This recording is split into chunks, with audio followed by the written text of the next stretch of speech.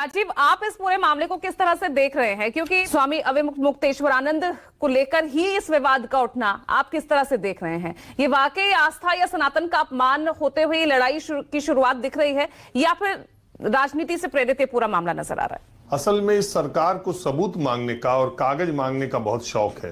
तो अभी तक तो आम नागरिक को हमसे, आपसे या वोटरों से या तमाम चीजों से सबूत और कागज मांग रहे थे।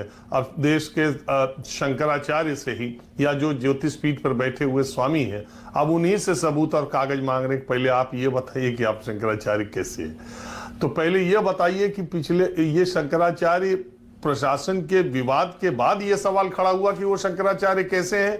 जब वो शंकराचार्य पहुंचे तब उनका बोर्ड लगा था कि नहीं लगा था? पिछले कुंभ में जो स्मारिका छपी थी सरकार की तरफ से, उसमें उनका नाम शंकराचार्य के तौर पे छपा था कि नहीं छपा था? और पिछले कुंभ में उनका जो कैंप लगा था उस समय उन्होंने शंकराचार्य लिखवाया था कि नहीं लिखवाया था? मैं वैसे नाम तो नहीं लेना चाहिए, निजी समारोह है, लेकिन चूंकि वो निजी समारोह से बढ़ के था और पूरे देश और दुनिया ने देखा कि प्रधानमंत्री से लेकर तमाम वो लोग जो भारतवर्ष के वीआईपी की लिस्ट में आते हैं उस शादी समारोह में गए थे। वहां भी दो शंकराचार्य गए थे, उसमें भी स्वामी अवमुक्तेश्वरानंद एक शंकराचार्य के तौर पर विभूषित थे। तो तमाम जगहों पर स्वामी अवमुक्तेश्वरानंद शंकराचार्य के तौर पर चल रहे हैं। कल परसों के पहले ये सवाल उनसे नहीं पूछा गया।